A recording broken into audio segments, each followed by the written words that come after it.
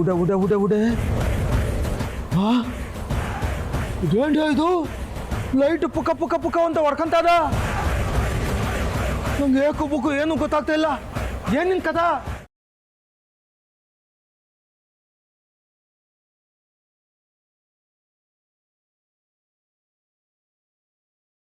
ಯಾವುದೇ ಕಾರಣಕ್ಕೂ ತಂಬನ ದ್ರವ ಅವಳ ಮೇಲೆ ಹಾಕಿದ ಮೇಲೆ ನೀನು ಅವಳ ಮುಟ್ಟೋ ಹಾಗಿಲ್ಲ. ಮುಟ್ಟಿದ್ರೆ ನಾಗಮಣಿ ಶಕ್ತಿ ಮತ್ತೆ ಬರುತ್ತೆ.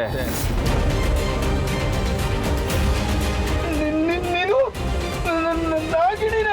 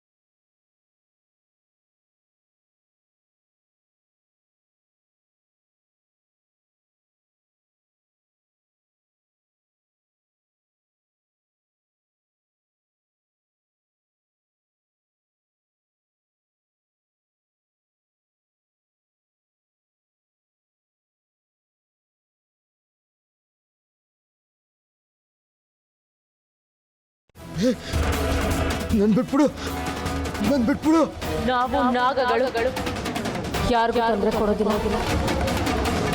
ಭಕ್ತಿಯಿಂದ ಕೈ ಮುಗಿದು ಬೇಡಿದ್ರೆ ಶಕ್ತಿ ಕೊಡು ಅಂತ ಆ ಭಗವಂತನ ಹತ್ರ ಬೇಡಿ ನಮಗ್ ಸಿಕ್ಕ ಶಕ್ತಿನ ನಿಮಗ್ ಕೊಡೋರು. ನಿಮಗಳ ದೋಷನ ನಾವು ಹೊತ್ಕೊಂಡು ನಾವು ನರ್ಕ ಅನ್ಭವಿಸ್ಕೊಂಡು ನಿಮ್ಗೆ ಸ್ವರ್ಗ ಸಿಗ್ಲಿ ಅಂತ ಹರ್ಸವ್ರು.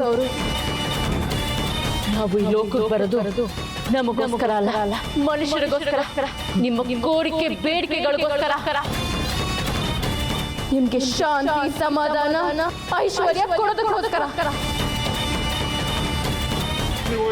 ಒಳ್ಳೆ ತಾನೆ ಅದಕ್ಕ ಕ್ಷಮಿಸ್ಬಿಡ್ಬೋದಲ್ಲ, ಕ್ಷಮಿಸ್ಬಿಡು.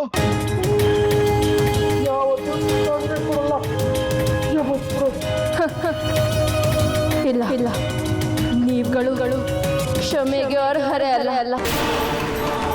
ನಿಮ್ ಹಾಗಿರೋರ್ನ ಕ್ಷಮಿಸ್ಬಿಟ್ರೆ ನಾಗ ಸಂಕುಲನೆ ಅಳೆದು ಹೋಗುತ್ತೆ, ನಾಗ ಲೋಕನೇ ಕಳೆದು ಹೋಗುತ್ತೆ. ನಿಮ್ಮಂತ ದುಷ್ಟರನ್ನ ಸಾಯಿಸೋದೆ ನನ್ನ ಧರ್ಮ.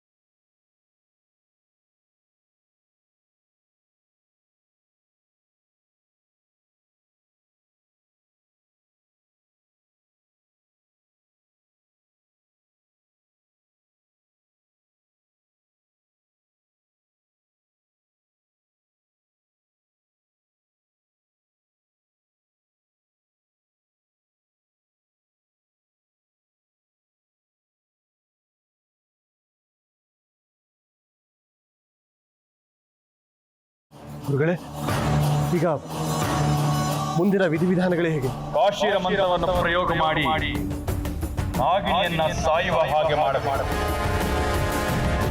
ಜ್ವಾಲಮಾಲಿನಿಯನ್ನು ಪ್ರಾರ್ಥಿಸಿ ಶೂನ್ಯದಲ್ಲಿ ಆಯುಧವನ್ನು ಸೃಷ್ಟಿಸಿ ಅದರಿಂದ ನಾಗಿನಿಯ ಹೊಟ್ಟೆಯನ್ನು ಬಗೆದು ಅದರಿಂದ ನಾಗಮಣಿಯನ್ನು ತೆಗೆಯಬೇಕು.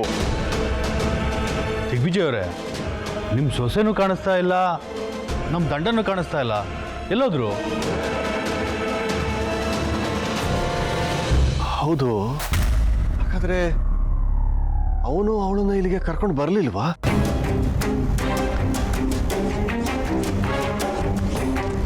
ಬಂದಿದ್ದಾನೆ. ನನ್ನ ಸುಪ್ತ ಶಕ್ತಿಗೆ ನಾಗಿನಿ ಇಲ್ಲೇ ಎಲ್ಲೋ ಓಡಾಡಿದ ಅನುಭವವಾಗುತ್ತಿದೆ.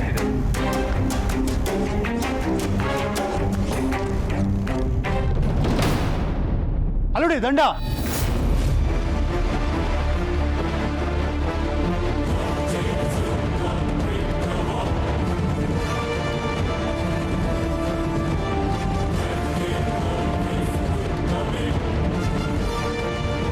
ದಂಡ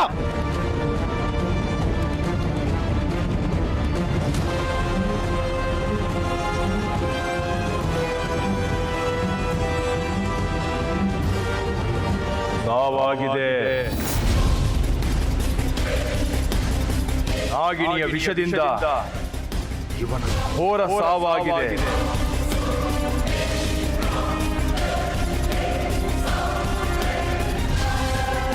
ತಾಯಿ ಜ್ವಾಲಮಾಲಿನಿಯ ರಕ್ಷಾ ಕವಚವಿದ್ದರು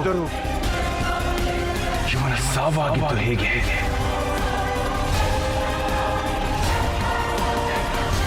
ಇವನ ಪ್ರಾಣ ಹೋಗಿದ್ದು ಯಾಕೆ? ಉತ್ತರಿಸು ಜ್ವಾಲಮಾಲಿನಿ ತಾಯೇ, ಉತ್ತರಿಸು.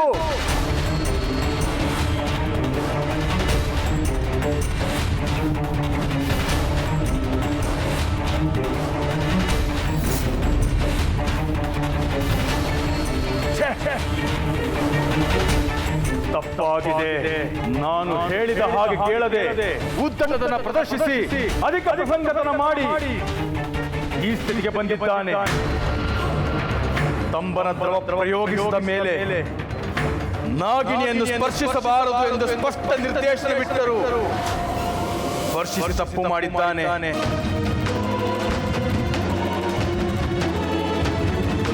ಗುರುಗಳೇ, ಹಾಗಾದ್ರೆ ಅನಾಹುತ ಆಗಿದೆ. ಅವಳು ಇವನನ್ನ ಸಾಯಿಸೋದಕ್ಕೂ ಮೊದಲು ಇವನು ಎಲ್ಲ ರಹಸ್ಯನೂ ಹೇಳಿರ್ಬೋದಾ? ನಾವೆಲ್ಲ ಸೇರಿ ನಾಗಮಣಿಯನ್ನ ಪಡೆಯೋದಕ್ಕೆ ಪ್ರಯತ್ನ ಪಟ್ಟಿದ್ದು, ಆಮೇಲೆ ನಾನು ಧನಂಜಯನ ರೂಪದಲ್ಲಿರೋ ದಿಗ್ವಿಜಯ ಅಂತ ಅವಳಿಗೆ ಗೊತ್ತಾಗಿರಬಹುದಾ? ಅವನನ್ನೇ ಕೇಳೋಣ. ಸತ್ತನ್ ಬಂದು ಏನು ಉತ್ತರ ಕೊಡ್ತಾನೆ ಗುರುಗಳೇ? ಕೊಡ್ತಾನೆ. ತಾಯಿ ಜ್ವಾಲಮಾಲಿನಿ ಆಶೀರ್ವಾದದಿಂದ ಎಲ್ಲವನ್ನು ಅವನು ಹೇಳಬಲ್ಲ. ಓಂ ಜ್ವಾಲಮಾಲಿನಿಯೇ ನಮಃ. ಮೃತಾತ್ಮ ಆವಾಹಯಾಮಿ.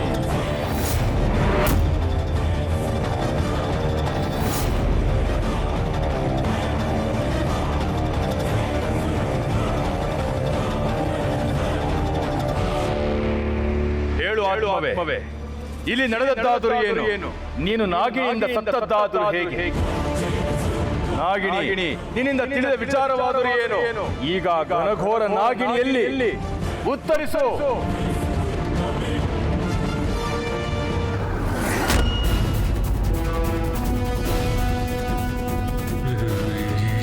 ಏನಾಯ್ತು ಸ್ವಾಮಿ? ಆತ್ಮಕ್ಕೂ ಭಯ. ದೇಹ ತೊರೆದ ನಂತರ ಆತ್ಮ ಭಯ ಪಡುವುದಿಲ್ಲ. ಈ ಆತ್ಮ ನಡುಗಿದೆ ಎಂದರೆ ಎಂತಹ ಘನಘೋರ ನರಕವನ್ನು ತೋರಿಸಿರಬಹುದು. ಹಾಗಾದರೆ ಗುರುಗಳೇ, ಸಾವು ನಮ್ಮ ಸಾವು ನಮ್ಮ ಬೆನ್ನ ಹಿಂದೆಯೇ ಇದೆ. ಯಾವ ಕ್ಷಣದಲ್ಲಾದರೂ ನಾಗಿಣಿ ಪ್ರತೀಕಾರ ತೆಗೆದುಕೊಳ್ಳುವುದಕ್ಕೆ ನಮ್ಮ ಹಿಂದೆ ಬರಬಹುದು.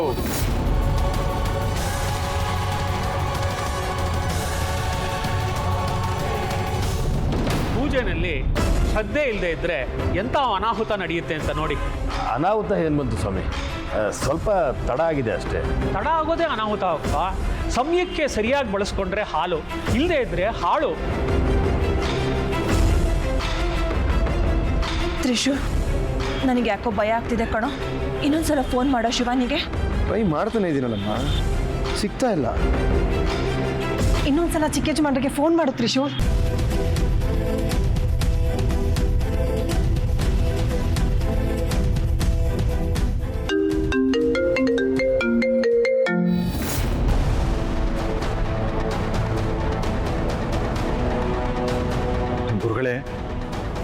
ಮನೆಯಿಂದ ಕಾಲ್ ಮೇಲೆ ಕಾಲ್ ಮಾಡ್ತಿದ್ದಾರೆ. ಏನು ಉತ್ತರ ಕೊಡೋದು ಅಂತ ಗೊತ್ತಾಗ್ತಾನೆ ಇಲ್ಲ. ಇವನು ಸಾಯಿಸಿ ಅವಳು ಅಲ್ಲಿಗೆ ಹೋಗಿರ್ತಾಳ.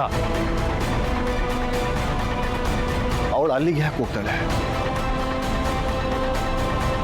ಓಂ ಜ್ವಾಲಮಾಲಿನ್ಯೇ ನಮಃ. ಜ್ವಾಲಮಾಲಿನಿ ಉತ್ತರಿಸುತ್ತಿಲ್ಲ.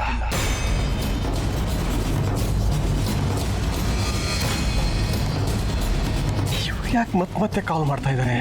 ಏನಾದ್ರೂ ವಿಷಯ? ಸದ್ಯಕ್ಕೆ ಅಲ್ಲಿ ಏನಾಗಿದೆ ಅಂತ ನಮಗೆ ತಿಳಿಬೇಕು.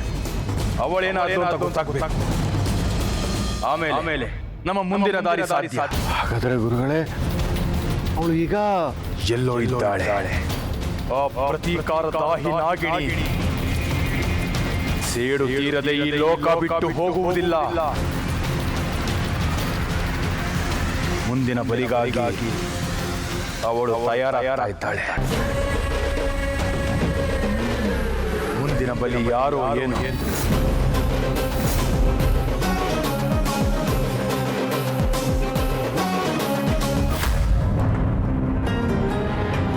ಏನ್ರಿ ಇದು?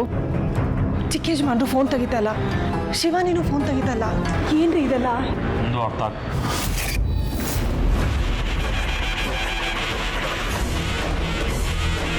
ಶಿವಾನಿ,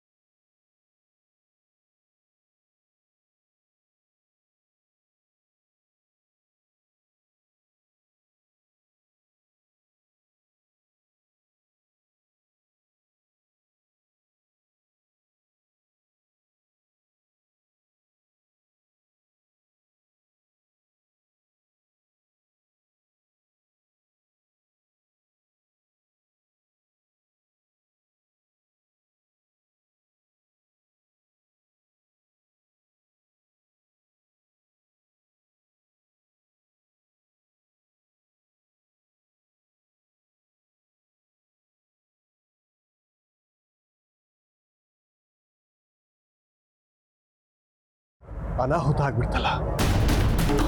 ಈ ದಂಡಪಾಣಿ ಮೊದಲೇ ಹೊರಗೆ ಬಾಯಿ ನೋಡು. ಭಯದಲ್ಲಿ ಕೇಳಿದ ಪ್ರಶ್ನೆಗೂ ಕೇಳದೇ ಇರೋ ಪ್ರಶ್ನೆಗಳು ಎಲ್ಲದಕ್ಕೂ ಉತ್ತರಿಸಿರ್ತಾರೆ ಈ ದಡ್ಡ ಪ್ರಾಣಿ. ಆ ಪ್ರತೀಕಾರ ನಾಗಿಣಿ ಇವನನ್ನು ಸುಮ್ಮನೆ ಕೊಂದಿರೋದಿಲ್ಲ. ಎಲ್ಲ ಸತ್ಯ ಇವನಿಂದ ತಿಳ್ಕೊಂಡೇ ಇವನನ್ನು ಸಾಯಿಸಿರ್ತಾನೆ. ಇವನು ಕೂಡ ಭಯದಲ್ಲಿ ಎಲ್ಲ ಹೇಳೇ ಸತ್ತಿರ್ತಾನೆ. ಅಂದ್ರೆ ನಾಗಿಣಿ ಎಲ್ಲ ಕಡೆನೂ ನಮಗೋಸ್ಕರ ಹುಡುಕ್ತಾ ಇರ್ತಾಳ. ಒಂದು ವೇಳೆ ಅವಳೇನಾದರೂ ಇದ್ದಕ್ಕಿದ್ದ ಹಾಗೆ ನಮ್ಮ ಎದುರುಗಡೆನೆ ಬಂದ್ರೆ ಏನ್ ಮಾಡೋದು ನಾವು? ಅವಳೇನಾದ್ರೂ ನಮ್ಮನ್ನು ಕೊಲ್ಲೋದಕ್ಕೆ ಬಂದ್ರೆ ತಪ್ಪಿಸ್ಕೊಳ್ಳೋದಕ್ಕೆ ಬೇರೆ ಏನಾದ್ರು ದಾರಿ ಇದೆ ಗುರುಗಳೇ? ಇಲ್ಲ. ಪ್ರತೀಕಾರ ದಾಹಿಯಾಗಿ ಬರುವ ನಾಗಿಣಿ ಸಹಸ್ರ ಚಂಡಮಾರುತದಷ್ಟು ಶಕ್ತಿಶಾಲಿಯಾಗಿ ಬರುತ್ತಾಳೆ. ಸುನಾಮಿಯಷ್ಟು ವೇಗವಾಗಿರುತ್ತಾಳೆ. ಸ್ಫೋಟಿಸಲು ತಯಾರಾದ ಅಗ್ನಿ ಪರ್ವತದಂತೆ ಇರುತ್ತಾಳೆ. ಹಾಗಾದ್ರೆ ಅವಳಿಂದ ತಪ್ಪಿಸ್ಕೊಳ್ಳೋದು ಹೇಗೆ ಗುರುಗಳೇ? ಗೊತ್ತಾಗುತ್ತಿಲ್ಲ. ಸಂಕಷ್ಟದ ಸಮಯದಲ್ಲಿ ದಾರಿ ತೋರುವ ತಾಯಿ ಜ್ವಾಲಮಾಲಿನಿ ಕೂಡ ಮೌನ ತಳೆದಿದ್ದಾಳೆ.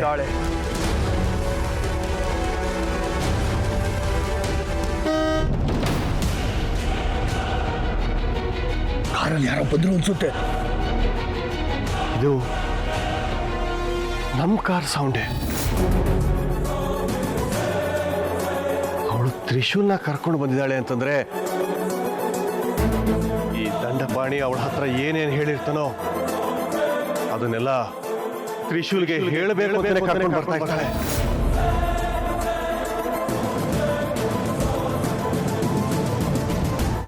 ಏನ್ ಮಾಡೋದು ಇವಾಗ? ಇಲ್ಲಿಂದ ಹೊರಟು ಬಿಡೋಣ. ಸೇಡಿನ ತಾಪ ಕೋಪದಿಂದ ಬರುವ ನಾಗಿಣಿ ಎದುರು ನಿಂತರೆ ನಮ್ಮ ಸರ್ವನಾಶ ಖಂಡಿತ. ಧನಂಜಯ, ನೀನು ಬೇಗ ಮನೆಗೆ ಹೋಗಬೇಕು. ಇವನು ಏನು ಹೇಳಿದ್ದಾನೋ ಅಲ್ಲಿ ಅವಳು ಏನು ಹೇಳಿದ್ದಾಳೋ ಎಂದು ತಿಳಿಯದೆ ನಮಗೆ ಮುಂದಿನ ದಾರಿ ತಿಳಿಯುವುದಿಲ್ಲ. ಸರಿ ಗುರುಗಳೇ, ಹಾಗೆ ಆಗಲಿ. ನೀವು ಮಾಮೂಲಿ ಜಾಗದಲ್ಲಿ ನಾನು ಬೇಗ ಬಂದೆ. ಹಾಗೆ ಹಿಂದಿನಿಂದ ಬನ್ನಿ ಬನ್ನಿ.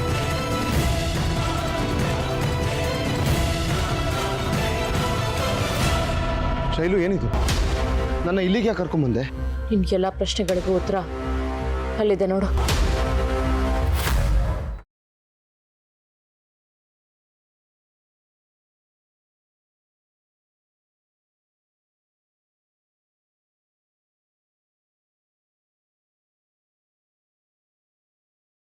ಮನೆ ಸಮಸ್ಯೆ ಬಗೆಹರಿಲಿ ಅಂತ ಪೂಜೆ ಮಾಡಿಸೋಣ ಅಂತ ಬಂದರೆ ಪೂಜೆ ಪ್ರಸಾದನೇ ಸಮಸ್ಯೆ ಅಂದಂಗಾಯ್ತು. ನಾನು ತಮಾಷೆ ಮಾಡ್ತಾ ಇಲ್ಲ ಅಕ್ಕ, ಇರೋ ವಿಚಾರನ ಹೇಳಿದ್ದು. ಗೋವಿಂದ, ಸ್ವಲ್ಪ ಸುಮ್ಮನೆ ಇರ್ತೀಯಾ? ಈಗಾಗಲೇ ನನ್ನ ತಲೆ ಕೆಟ್ಟು ಹೋಗಿದೆ. ನನಗೆ ಮಾತ್ರ ಚೆನ್ನಾಗಿದ್ಯಾ? ನನಗೂ ತಲೆ ಕೆಟ್ಟೋಗಿದೆ. ನೀವು ಇದನ್ನ ನೋಡಿದೆ ನಾನು ಒಬ್ಬ ನೋಡಿ ಮನೆಗೆ ಬಂದು ಹೇಳಿದಿದ್ರೆ ನಾನು ಹುಚ್ಚ ಅಂತ ತಲೆ ಮೇಲೆ ಹೊಡಿತಾ ಇದ್ವಿ. ಈಗ ನೀವೆಲ್ಲ ನೋಡೋ ಹಾಗಾಯ್ತಲ್ಲ. ನನಗೇನೋ ಅವರಿಬ್ಬರು ಮಧ್ಯೆ ಏನೋ ಸಮಸ್ಯೆ ಇದೆ ಅಂತ ಅನಿಸ್ತಾ ಇದೆ. ಅಲ್ಲ, ಮನೆ ಸೊಸೆ ಕಳ್ಸ ತರೋದಕ್ಕೆ ಮನೆಗೆ ಹೋದ್ರು, ಇವ್ನು ನೋಡಿದ್ರೆ ಫೋನಲ್ಲಿ ಏನೇನೋ ಮಾತಾಡ್ತಿದ್ದ. ನನಗಂತೂ ಒಂದು ಅರ್ಥ ಆಗ್ತದೆ. ಅವಳು ಕಳ್ಸ ತಗೊಂಬರೋದಕ್ಕೆ ಮನೆಗೆ ಹೋಗಿಲ್ಲ, ಅಥವಾ ಅವಳು ಬೇರೆ ಏನಾದರೂ ತೊಂದರೆ ಆಗಿದ್ಯಾ? ಅದು ಆ ಥರದ್ದೇನೂ ಆಗಿರೋದಿಲ್ಲ. ಅವಳು ಮನೆಗೆ ಬರಲಿ, ವಿಚಾರಿಸೋಣ. ದಿನ ಏನಾದರೂ ಒಂದು ಸಮಸ್ಯೆ ಆಗ್ತಾನೆ ಇದೆ. ಇದಕ್ಕೆಲ್ಲ ಇವತ್ತು ಇತ್ಯರ್ಥ ಕಂಡ್ಕೊಬೇಕು. ಬನ್ನಿ ಮನೆಗೆ ಹೋಗೋಣ.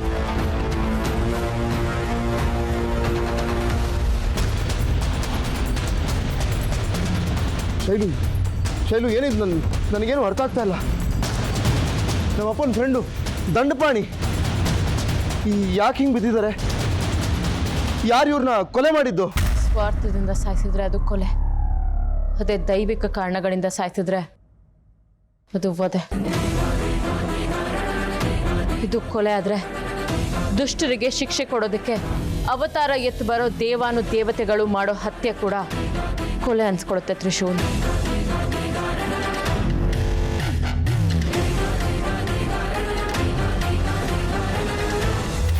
ಶೈಲು, ನೀನೇನು ಹೇಳ್ತಾ ಇದೆಯಾ ನನಗೇನು ಅರ್ಥ ಆಗ್ತಾ ಇಲ್ಲ. ದಂಡಪಾಣಿಯವರು ತುಂಬ ಒಳ್ಳೆಯವರು. ನಾನು ನೋಡ್ದಂಗೆ ಅವ್ರು ಯಾವ ತಪ್ಪು ಕೆಲಸನೂ ಮಾಡೇ ಇಲ್ಲ. ನನಗೆ ತಾಡದಂಥ ಮನುಷ್ಯ. ಇವರು ತಪ್ಪು ಮಾಡಿ ಸಾಯುವಂಥ ಮನುಷ್ಯ ಅಲ್ಲ. ಎಲ್ರಿಗೂ ತುಂಬ ಕಾಳಜಿ ತೋರಿಸ್ತಾ ಇದ್ರು. ಇವರಿಂದ ಒಂದು ಇರುವೆಗೆ ನೋವಾದ್ರೂ ಇವ್ರು ಬೇಜಾರು ಮಾಡ್ಕೊಳೋದು. ಹಾ, ಒಳ್ಳೆಯವನು, ತುಂಬ ಒಳ್ಳೆಯವನು. ಎಷ್ಟು ಒಳ್ಳೆಯವನು ಅಂದರೆ, ನಾನು ದೇವಸ್ಥಾನಕ್ಕೆ ಬರಬೇಕಾದ್ರೆ ದಾರಿಲಿ ಕಾರ್ ಟೈರ್ ಪಂಚರ್ ಆಗಿ ನಿಂತಿದ್ದಾಗ ನನ್ನ ದೇವಸ್ಥಾನಕ್ಕೆ ಡ್ರಾಪ್ ಮಾಡ್ತೀನಿ ಅಂತ ಕರ್ಕೊಂಡು ಬಂದ. ನಿನ್ನ ತಂದೆ ಸ್ನೇಹಿತ ಅನ್ನೋ ಒಂದೇ ಒಂದು ಕಾರಣಕ್ಕೆ ಅವನನ್ನು ನಂಬಿ ಕಾರ್ ಹತ್ತಿದೆ. ಆದರೆ ಕಾರು ಬೇರೆ ದಾರಿಲಿ ಹೋಗೋಕ್ಕೆ ಶುರು ಆಯಿತು. ಯಾಕೆ ಅಂತ ಕೇಳಿದ್ದಕ್ಕೆ, ಇದು ಶಾರ್ಟ್ಕಟ್ಟು, ಈ ಕೊಡೋನಾಚೆ ಒಂದು ಕಾಲ್ ದಾರಿ ಇದೆ, ಅಲ್ಲಿಂದ ಹೋದರೆ ದೇವಸ್ಥಾನಕ್ಕೆ ಬೇಗ ತಲುಪೋದು ಅಂತ ಇಲ್ಲಿ ಕರ್ಕೊಂಡು ಬಂದ. ನಾನು ನನ್ನ ನಂಬಿ ಒಳಗಡೆ ಬಂದರೆ ಚಿತ್ರವಾಗಿ ಮಾತಾಡೋದಕ್ಕೆ ಶುರು ಮಾಡ್ದ. ನನ್ನನ್ನು ಶಿವಾನಿ ಅಂದ್ಕೊಂಡು ಏನೇನೋ ಕೇಳೋದಕ್ಕೆ ಶುರು ಮಾಡ್ದ. ನನ್ನ ಶಿವಾನಿ ಎಲ್ಲ ಶೈಲು ನನ್ನನ್ನು ಬಿಟ್ಕೊಡು ಅಂತ ಬೇಡ್ಕೊಂಡ್ರು ನನ್ನ ಮಾತನ್ನ ಕಿವಿಗೆ ಹಾಕೊಳ್ಳಲಿಲ್ಲ ಅವನು. ಬೇಡ, ನನ್ನ ಬಿಟ್ಬಿಡು, ನನ್ನ ಪೂಜೆಗೆ ಹೋಗ್ಬೇಕು ಅಂತ ಅವನ್ನ ಕಾಡಿ ಬೇಡಿದ್ರು ಅವ್ನ ಮನ್ಸು ಕರಗಲಿಲ್ಲ. ಕೊನೆಗೆ ಅವ್ನು ಕಾಲು ಹಿಡ್ಕೊಳಕ್ಕೆ ಹೋದಾಗ ನನ್ನ ಮೇಲೆ ಅದೇನೋ ಹಾಕ್ದ. ಆಮೇಲೆ ಏನಾಯ್ತು ಅಂತ ನನಗೆ ಗೊತ್ತಿಲ್ಲ. ಕದ್ನೋದಕ್ಕೆ ಆಗಲಿಲ್ಲ. ನನ್ನ ಕಣ್ಣಿಗೆ ರಕ್ತದ ಈ ರಾಕ್ಷಸನ್ ಥರ ಕಾಣಿಸ್ದ.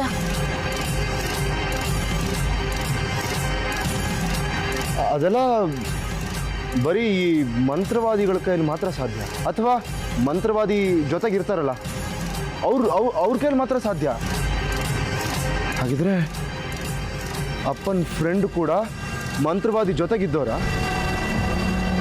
ನನ್ನ ಶಿವಾನಿನ ಕೊಂದವನು ಅಪ್ಪನ ಸ್ನೇಹಿತ, ಇವತ್ತು ನಿನಗೆ ತೊಂದರೆ ಕೊಟ್ಟವನು ಅಪ್ಪನ ಸ್ನೇಹಿತ. ನೀನು ಸಾಯಿಸಿದ್ದು ಕೇವಲ ಬೊಂಬೆಯ ಹಿಂದಿರುವ ದಾರವನ್ನು ನೀನು ಇನ್ನೂ ಕಂಡಿಲ್ಲ.